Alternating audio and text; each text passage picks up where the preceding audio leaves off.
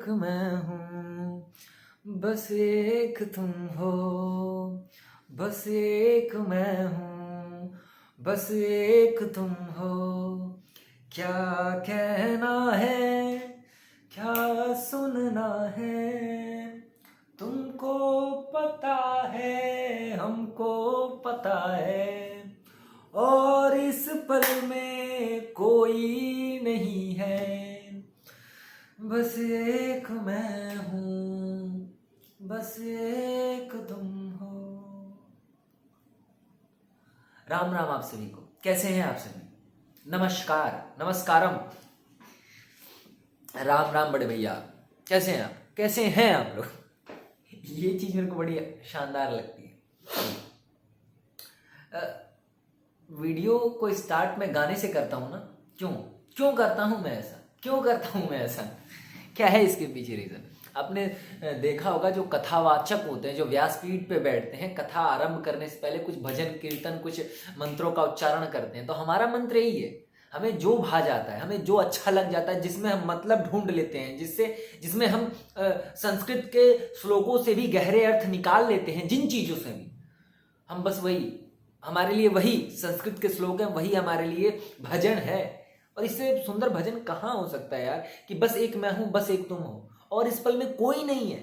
भक्त यही तो चाहता है ना भगवान से, कि बस एक मैं हूं, बस एक तुम हो, और इस पल में कोई नहीं है। कोई है ही नहीं, लिटरली कोई नहीं है। सब मोह माया है, सब मोह माया, सब मोह माया है, सब मोह माया है। कोई नहीं है। समर्पित हो जाओ, फिर तुम्हारे और तुम्हारे परमात्मा के अलावा और कुछ है ही नहीं। बस यही तो है, यही तो है। या ठीक है, इस बातों को किनारे रखते हैं और हम आ जाते हैं आज की कॉन्वर्जेशन पे। कॉन्वर्जेशन बहुत सुंदर शब्द है, कॉन्वर्जेशन पे आ जाते हैं। आज मैं किसी को सुन रहा था, उन्होंने एक 25-30 मिनट की वीडियो थी, उसमें बीच में पूरी वीडियो तो ऐसे ही निकल गई, ध्यान ही नहीं दिया मैंने उस पर, लेकिन एक बात, एक लाइन अचानक से बीच में उठी और क्लिक हो गई, भीतर तक घुस गई। तुरंत मैसेज का आइकन दबाया, ऐप दबाया और टाइप कर दिया कि इस वीडियो पे, इस टॉपिक पे वीडियो बनानी है। इस समय मैं बहुत उलझ रहा हूँ यार। इस समय मैं सही से सटीक और स्पष्ट बोल नहीं पा रहा हूँ, इसके लिए मैं माफी चाहता हूँ। हृदय की गहराइयों से हम आपसे माफी मांगते हैं कि स्पष्ट नहीं बोल पा रहे, लड़खड़ा जा रहा हूँ मैं। इस बात का बहुत तकलीफ है हमको। तो हमने तुरंत ऐप खोला और मैसेज टाइप कर दिया। क्या है वो, क्या है वो विषय, क्या है वो गहरा विषय जिस पर आज हम आपको गहरी बात बता के जाने वाले हैं, जिस पर आज हम आपसे कॉन्वर्जेशन करने हैं। कॉन्वर्जेशन, वो टॉपिक है ना, प्रश्नों के साथ ठहरना सीखो। प्रश्नों के साथ ठहरना सीखो, प्रश्नों को जीना शुरू करो। कितना सुंदर सेंटेंस है ये, प्रश्नों के साथ ठहरना सीखो, प्रश्नों के साथ, प्रश्नों में उतरना सीखो। समुंदर देखा है ना, ऊपर से थुथला थुथला मालूम पड़ता है, जैसे लगता है कि बिल्कुल गहरा है ही नहीं, लेकिन जैसे जैसे उसकी गहराइयों में उतरोगे तो आपको पता चलेगा कि समुंदर कितना गहरा है। वो जो ऊपर का पानी है वो कितना गहरा है, उसमें कितनी गहराइयां छुई हुई हैं। प्रश्न यही काम करते हैं। वो कहते हैं ना, कहीं आपने सुना होगा कि प्रश्नों में ही उत्तर छुपा है। बशर्ते हम प्रश्नों के साथ बैठने की कला नहीं जानते हैं। मैं भी नहीं जानता, लिटरली नहीं जानता हूँ। आज पता भी नहीं है कि आपके सामने क्या बोल के जाने वाला हूँ। I don't know. कि कुछ अच्छा निकल जाएगा तो बहुत अच्छी बात है, कुछ अच्छा नहीं भी निकलेगा तो भी अच्छी बात है, क्योंकि यहाँ पर इन्हीं प्रश्नों को लेकर के, इन्हीं प्रश्नों में घुसना चाहता हूँ मैं। किसी प्री डिसाइडेड चीज को लेकर के ना उसकी गहराइयों में नहीं उतर सकते हो, समझ रहे हो? अगर मैं कोई प्री प्लान्ड करके आऊँ ना, तो मैं वही बोल के जाऊंगा जो मैंने पहले प्लान किया हुआ है, जितना मैंने लिखा हुआ है, जितनी मैंने स्क्रिप्ट बनाई हुई है इस वीडियो की। लेकिन मैं इन वीडियोस की गहराइयों में भी उतरना चाहता हूँ, उन विषयों को भी छूना चाहता हूँ जो मैंने डिसाइड नहीं किया है। बस मेरा एक ही टॉपिक रहता है, ये है, इस पे बात करनी है। और वो क्या बात करनी है, आई डोंट नो यार, मेरे को अभी भी नहीं पता कि मेरे को क्या बात करनी है। बस इसी में तो मजा है ना, इसी में तो मजा है ना, इसी में तो मजा है ना, इसी में तो मजा है ना, है कि नहीं है? आप लोग बोलते नहीं हो, इसी बात की तकलीफ है हमको, इसी बात की चोट लगती है जब आप बोलते नहीं हो। आप कमेंट नहीं करते हो यार, कमेंट करके बताओ ना कैसे हैं आप लोग। ठीक है, प्रश्नों की गहराइयों में उतरना सीखो, प्रश्नों की गहराइयों में छुपे हैं उत्तर। प्रश्न मतलब क्या? प्रश्न मतलब वो अतीत जो बीत चुका है, वो आज जो अभी है, और वो जो कभी बीत जाएगा, मतलब भविष्य। यही तो प्रश्न है ना। रोजमर्रा के जीवन में हम 24 घंटे में पता नहीं कितने करोड़ प्रश्न उठाते हैं, लेकिन किसी के साथ हम ठहरते नहीं हैं। किसी के साथ जीना नहीं आता है हमको। हम बस भागना चाहते हैं, हम बहुत जल्दीबाजी में हैं। हम एक प्रश्न बनकर ही तो पैदा होते हैं ना। कोई अपने प्रश्न खड़े करता है हमें पैदा करने के लिए। एक लड़की और एक लड़का मिलकर के एक प्रश्न खड़ा करते हैं कि हमें एक संतान पैदा करनी है। ये प्रश्न ही तो है ना। और उस प्रश्न की गहराइयों में आप छुपे हुए थे। यही है। रोजमर्रा के जीवन में देख लो आप कितने प्रश्न खड़े करते हो, लेकिन किसी के साथ हम बैठते हैं क्या? किन्हीं प्रश्नों के साथ हम बैठते हैं क्या? बोलो ना। नहीं बैठते हैं। हमें भागना है, हमें दौड़ना है। एक्चुअली में हम उत्तरों में घुसना तो चाहते हैं,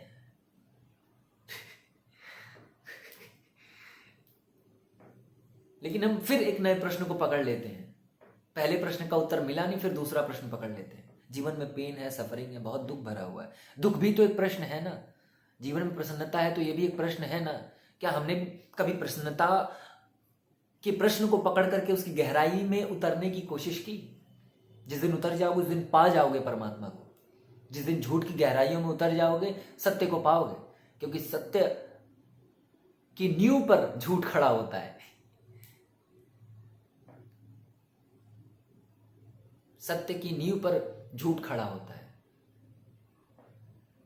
झूठ की नींव पर सत्य खड़ा होता है। सत्य ने झूठ को संभाल रखा है, झूठ ने सत्य को संभाल रखा है।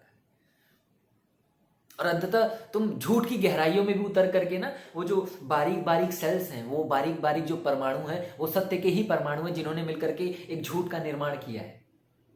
Please understand. ये नित्या जो दिख रहा है ना आपको, ये नित्या जी जो आपको दिख रहा है, ये आपको दिख रहे हैं ठोस है। बट जब तुम एक माइक्रोस्कोप, एक सूक्ष्मदर्शी लेकर के जब नित्या जी के गहराइयों में उतरोगे तो तुम वहां पर केवल परमाणु पाओगे। केवल उड़ती हुई कुछ तरंगे हैं, कुछ वाइब्रेशंस हैं जो लहलहा रही हैं, जो बह रही हैं।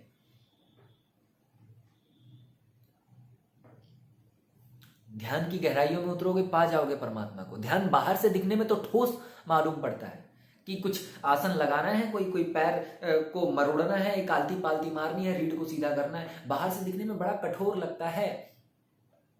ध्यान भीतर घुसोगे तो पा जाओगे वो परम शांति, वो परम प्रेम पा जाओगे। प्रेम बाहर से कठोर मालूम पड़ता है। किसी को समय देना पड़ेगा, किसी को अपने साथ बिठाना पड़ेगा, प्रेम की 2 बातें करनी पड़ी। कितना कठिन काम है यार, ये कितना कठिन काम है। बट प्रेम की गहराइयों में उतरोगे तो पाओगे उस परम शांति को, जहां पर फ्रीडम है। बांधना नहीं है किसी को पकड़ना नहीं है।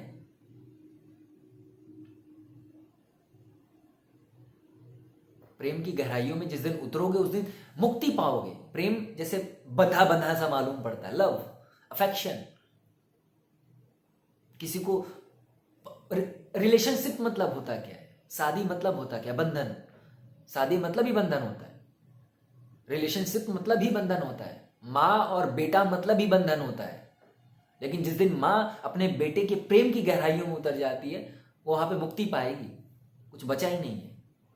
जब प्रेमी अपनी प्रेमिका की गहराइयों में, देखो एक बहुत सुंदर बात यहाँ पे क्लिक हुई है कि जब लैला ने मजनू की गहराइयों में उतरी, जब मजनू के प्रेम को जब लैला ने समझा, जब लैला ने मजनू के प्रेम को समझा, और जब मजनू ने लैला के प्रेम को समझा, तो जानते हो प्रेम डेंस क्यों हो गया? वो प्रेम आज इतना ज्यादा लोकप्रिय क्यों हो गया? वो प्रेम इतिहास के पन्नों पे दर्ज क्यों हो गया? जानते हो क्यों? क्योंकि दोनों ने एक दूसरे को वो स्वतंत्रता दे रखी थी। जब वो प्रेम की गहराइयों में उतरे तो वहां पर दोनों ने मोक्ष का अनुभव किया। दोनों ने एक फ्रीडम पाई, और वो फ्रीडम उनको ना तो किसी समाज ने दी, वो समाज में बंधे बंधे से महसूस करते थे। वो अपने माँ बाप से बंधे बंधे महसूस करते थे, वो उस घर में बंधे बंधे महसूस करते थे। लेकिन जब लैला मजनू के पास बैठती थी और मजनू लैला के पास बैठता था तो परम सुख का अनुभव होता था। और परम सुख का अनुभव क्या है? वही फ्रीडम, वही स्वतंत्रता। हम सभी मुक्त होना चाहते हैं, हम सभी मुक्त होना चाहते हैं। अंततः कैद तो हम इस एक बड़ी सी पृथ्वी में है ना। कुएं की मेढक वाली कहानी सुनी है ना, कि उसको वो उसका कुआं ही लग रहा है कि यही सबसे बड़ी पृथ्वी है, इससे बड़ा कुछ हो ही नहीं सकता। लेकिन आपको पता है ना कि कितना बड़ा ये संसार है। केवल घोंसला ही नहीं, जब बच्चा घोंसले से बाहर निकलेगा तो जानेगा ना कि कितना बड़ा संसार है। तो लैला मजनू उस प्रेम की गहराइयों में उतरने के बाद उन्हें बंधन मालूम पड़ा कि जो हमने प्रेम किया था वो तो बंधन था। गहराइयों में उतरी तो वासनाएं समाप्त हो जाती हैं, शरीर की वासनाएं समाप्त हो जाती हैं, मन की वासनाएं समाप्त हो जाती हैं, कुछ पाने की वासनाएं समाप्त हो जाती हैं। तो वहां पर एक नया फूल खिलता है, फिर वहां पर एक नए क्या कहेंगे उसको, नए जीवन का जन्म होता है, जो कि परम मुक्ति की अवस्था है। वहीं पे परम प्रेम घटता है। जब परम मुक्ति जिस दिन मिल जाती है उसी दिन परम प्रेम घट जाता है। जब भक्त और भगवान के बीच डिफरेंस हो जाता है, जब पति और पत्नी के बीच में एक ही बेड पर जब बीच में तकिया रख दिया जाता है, मैं कहूँगा तकिए को किनारे करो कि साथ में सोए भी हैं और मन नहीं कर रहा है वासनाओं में जाने का, बस मन कर रहा है बैठे रहे, सोए रहे, बस प्रेम करते रहे हम इनसे, और कुछ चाहिए ही नहीं। प्रेम का मतलब कामुकता नहीं है। प्रेम भी बहुत ज़्यादा बोल दिया मैंने। मैं बात कर रहा हूँ प्रश्नों के साथ ठहरने की। जब जीवन में हमारे पेन होता है, जब सफरिंग होती है, जब कोई दुख होता है, तो क्या हम उस दुख के साथ बैठना चाहते हैं? क्या वो जो दुख जो प्रश्न बनकर हमारे जीवन में आया है कि पत्नी ने धोखा दिया है, कि फलाने मित्र ने धोखा दिया है, कि फलाने व्यक्ति ने इग्नोर किया, ये प्रश्न ही तो है ना। ये प्रश्न ही दिमाग में जाता है और हमें बौखला जाता है, हमारे जीवन को ध्वस्त कर देता है। ये प्रश्न ही तो है ना कि आज फलाने व्यक्ति ने मेरे को पूछा नहीं, कि आज रोटी नहीं मिली। रोटी तो बाद में मिलेगी, वो पेट को बाद में भूख आएगी, पेट की बाद में तृप्ति करेगी। उससे पहले तो वो प्रश्न बनकर ही आती है ना कि भूख लगी है। तो क्या कभी हमने इन प्रश्नों की गहराइयों में उतरने की कोशिश की? नहीं। जिस दिन उतर जाओगे उस दिन पा जाओगे उन सारे उत्तरों को, जिन उत्तरों को मिलने के बाद सारे प्रश्न खत्म हो जाते हैं। ये बड़ी द्वंदात्मक बातें हैं, ये ताओ की बातें हैं। जो बंधनों की गहराइयों में उतर जाता है वो परम मुक्ति को पाता है, क्योंकि बंधन नाम की कोई चीज ही नहीं होती है ना। बंधन मतलब क्या? मैंने यहाँ पे एक गांठ लगा दी, एक रस्सी है हमारे पास, हमने उसकी गांठ लगा दी। देख लो उसको माइक्रोस्कोप से, घुस जाओ उसकी गहराइयों में, परम मुक्ति पाओगे। इलेक्ट्रॉन प्रोटॉन न्यूट्रॉन घूम रहे हैं, तुमने बांध रखा है, तुम्हें वो स्थूल दिखाई दे रहा है। स्थूल बंधन है, सूक्ष्म मुक्ति है। कितनी सुंदर बात मैं बोल रहा हूँ आजकल भैया, बहुत सुंदर बात हम बोल रहे हैं। वो पता नहीं आपको कैसी लग रही, बड़ा हमें बड़ी खुशी हो रही है, हमें बड़ी खुशी हो रही है, बहुत दिल से खुशी हो रही है। अच्छा लग रहा है। आज हमने जैकेट पहन रखी है, इसको क्या कहते हैं, ब्लेजर कहते हैं। हमने ब्लेजर पहन रखा है, इसलिए आज आपसे और अच्छी बातें कर रहे हैं, और अच्छी बातें कर पा रहे हैं हम आपसे, क्योंकि आसपास की चीज़ों का, पहने हुए कपड़ों का और सुने हुए गानों का आपके ऊपर बहुत गहरा असर पड़ता है जनाब। तो प्रश्नों की गहराइयों में उतरने की कोशिश, प्रश्नों को जीना शुरू करो। प्रश्नों की गहराइयों में छुपा है वो सब जो तुम्हें चाहिए। काम वासना को समझना है, इसलिए तो ओशो ने कहा ना, उतर जाओ काम वासना में, जी लो उसको, भागने की जरूरत नहीं है। जब काम वासना में घुसो, जब लिखने बैठो तो डूब जाओ ना लिखने में। वही तो प्रश्न है ना, लिखना प्रश्न है और डूब जाओगे उत्तर मिल जाएगा। काम वासना चढ़ी है, पकड़ो काम वासना को, स्थूल है, डूब जाओ काम वासना में, हो जाएगी काम वासना से मुक्ति। क्योंकि काम वासना की गहराइयों में बंधन नहीं है, मुक्ति है। प्रेम की गहराइयों में मुक्ति है, बाहर से बंधन मालूम पड़ता है। संबंध बंधन ही तो है ना, लेकिन संबंध की गहराइयों में परम मुक्ति पाओगे, क्योंकि संबंध की गहराइयों में कोई पकड़ाव नहीं है, कोई अटैचमेंट नहीं है, कोई झकड़ाव नहीं है। वहां पे तो मुक्ति है ना, जहां पर आप किसी को तकलीफ नहीं देना चाहते हो, जहां पर किसी से आप द्वेष नहीं करना चाहते हो। यही तो है ना किसी भी प्रश्न की गहराई। ध्यान की गहराइयों में आप मोक्ष को पाओगे। ध्यान बंधन मालूम पड़ता है, मेडिटेशन बंधन मालूम पड़ता है। जबरदस्ती बैठना है, रीढ़ सीधी करनी है, ध्यान लगाना है, सांसों पे ध्यान देना है, जो शरीर में घटने वाली घटनाएं हैं उन पर गौर करना है ना, यही विपासना। लेकिन बंधन मालूम पड़ता है कि नहीं मालूम पड़ता है? दिल से बोलना, मालूम पड़ता है ना। लेकिन विपासना की जब गहराइयों में बुद्ध पहुंचे तो वहां पर मुक्ति पाई।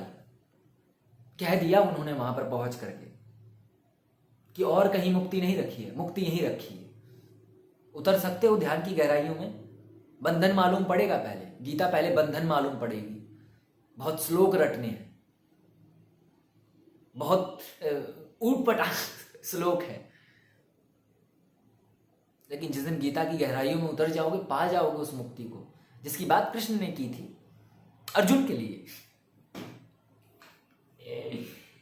आप बात समझ रहे हो ना कि हम कहना क्या चाहते हैं, हम आपसे क्या कहना चाहते हैं, आप तक वो बात पहुंच रही है कि नहीं पहुंच रही है। हम दिल से वार्तालाप कर रहे हैं आपसे, दिल से हम कॉन्वर्जेशन कर रहे हैं, दिल तक पहुंच रही है कि नहीं पहुंच रही है। तो उतरो प्रश्न की गहराइयों में, उतरो आर्ट ऑफ कॉन्वर्जेशन की गहराइयों में,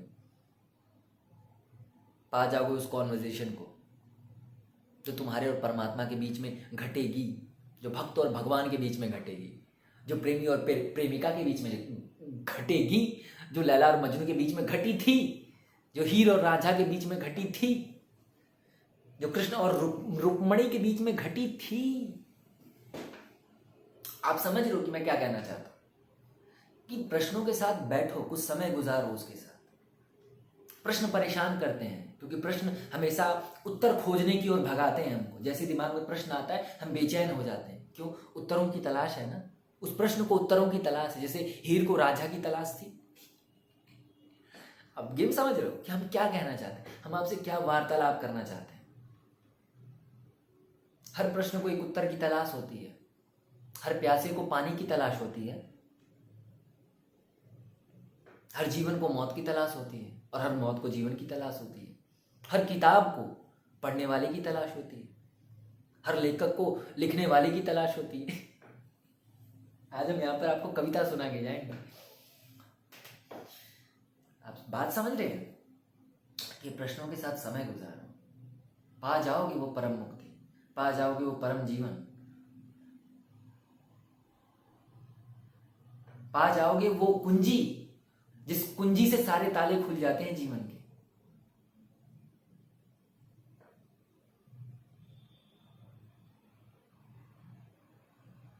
समझ में आया क्या?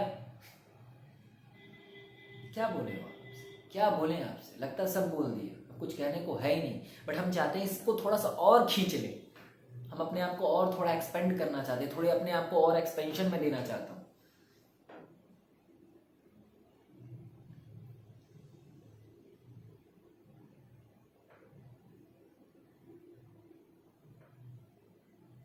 इसलिए कहा जाता है ना कि जीवन को धीरे धीरे जियो।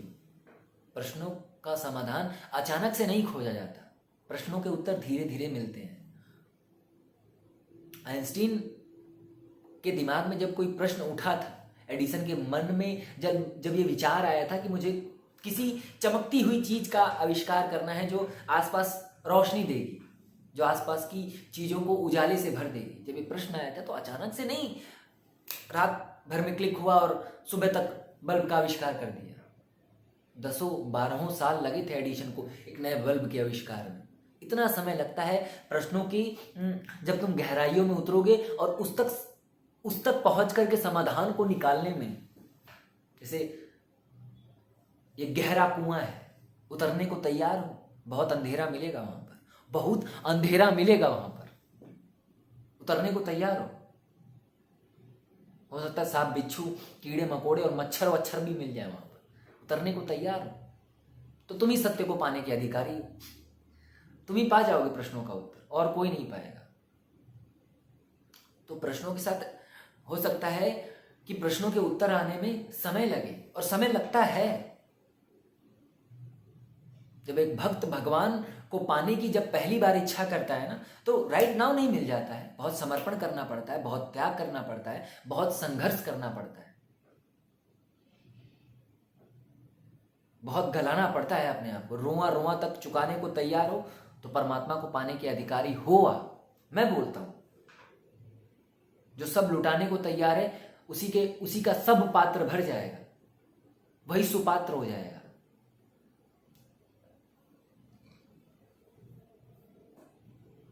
प्रश्नों को समय दो, जल्दीबाजी मत करो, भाग के जाओगे कहां। और जल्दी प्रश्नों से सेटिस्फाई मत हो जाना कि कई दफा होता क्या है कि प्रश्न दिमाग में आता है, उत्तर सामने राइट नाउ मिल जाता है। ऐसे उत्तर खोखले होते हैं, ऐसे उत्तर किसी काम के नहीं है।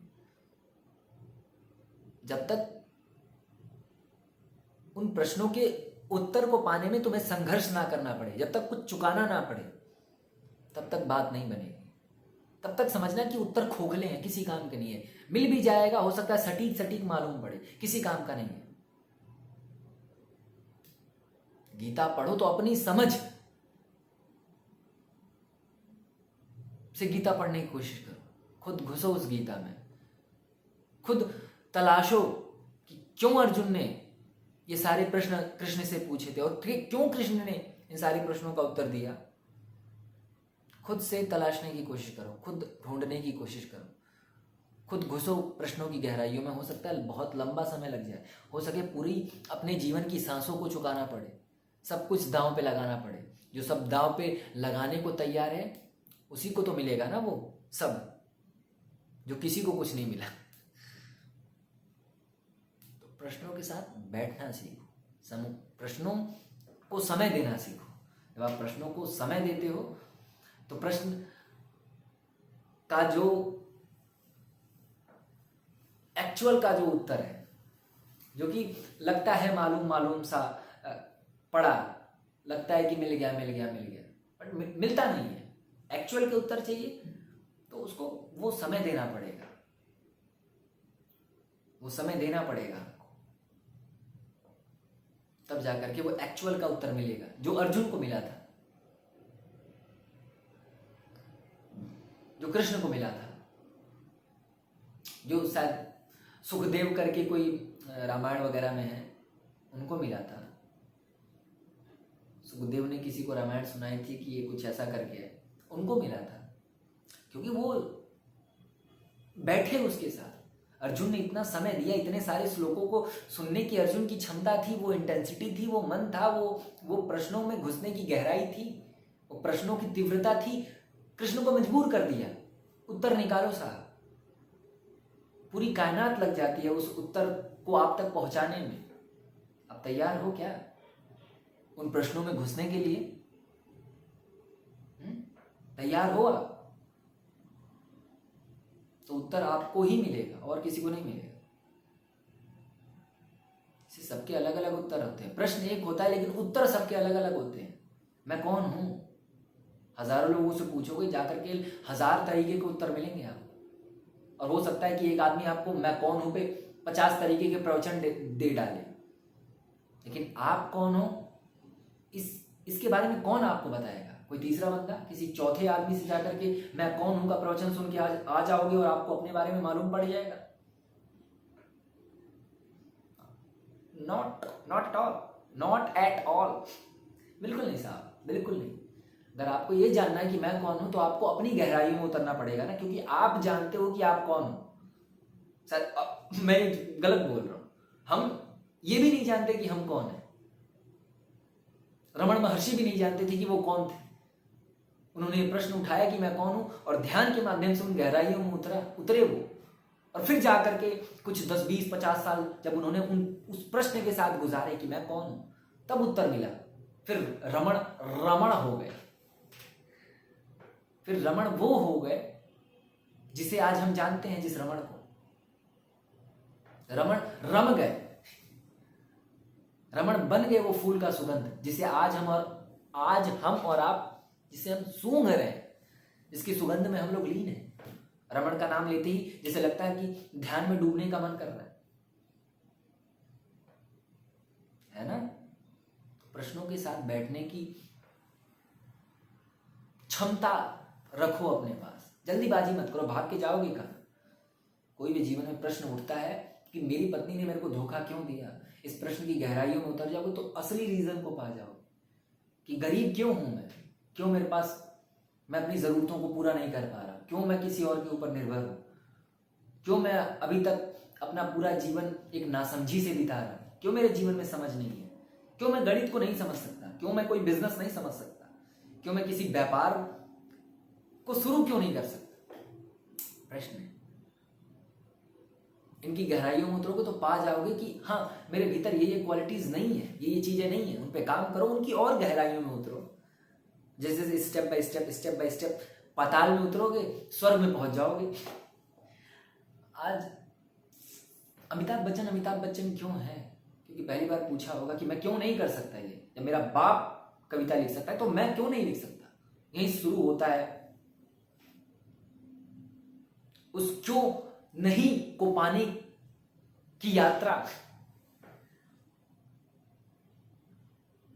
क्यों नहीं को पाने की यात्रा शुरू होती है जब ये प्रश्न उठता कि मैं क्यों नहीं कर सकता, कि मेरी पत्नी ने मेरे साथ क्यों ऐसा किया, क्यों मेरी गर्लफ्रेंड ने मेरे को छोड़ा, और मैं क्यों किताब नहीं लिख सकता, और मैं क्यों मोक्ष को नहीं पा सकता, मैं क्यों परमात्मा को नहीं पा सकता, मैं क्यों एक सही जीवन नहीं जी सकता, मैं क्यों ईमानदार नहीं बन सकता, मैं क्यों 4 बजे नहीं उठ सकता, मैं क्यों दूसरों की बातों का बुरा मानता हूं, क्यों दूसरे लोग मेरी ले करके चले जाते हैं, क्यों मेरे दोस्त नहीं है, क्यों मैं दोस्त नहीं बनाना चाहता, क्यों मैं प्रेम नहीं करना चाहता, या फिर मैंने क्यों किसी और को प्रेम में धोखा दिया, क्यों मेरे को मैच्योर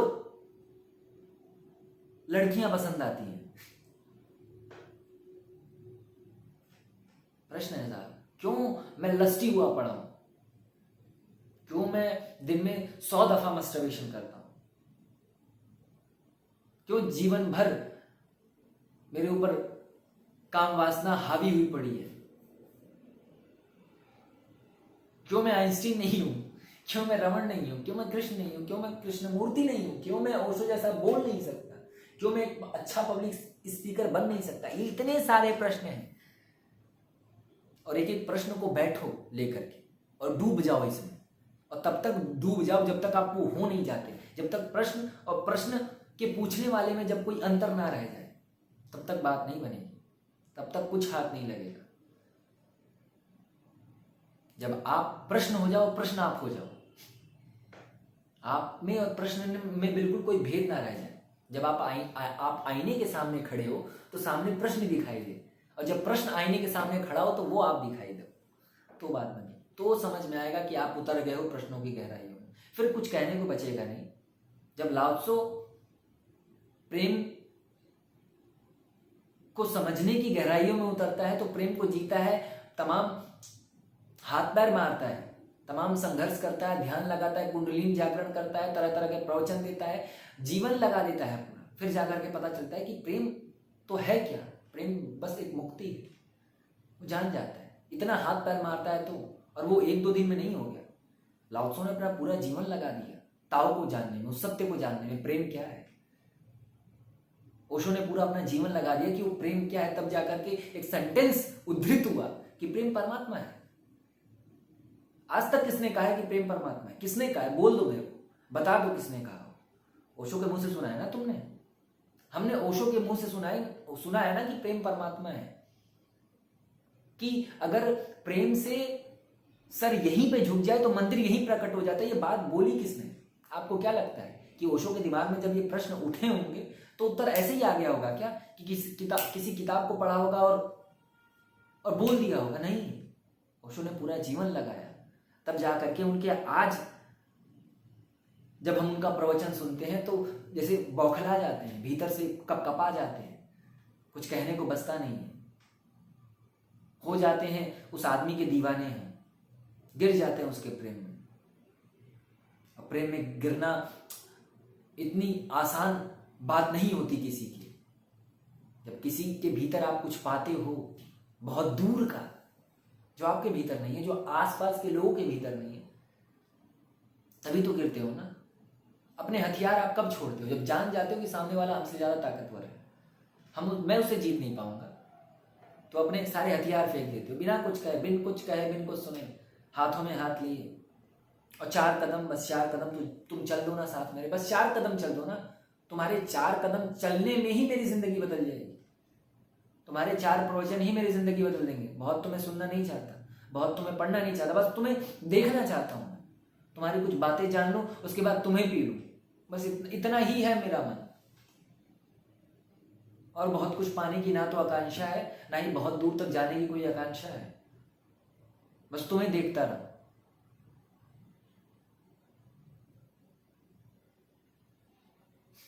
बहुत ज़्यादा मैं बोल रहा हूँ यार।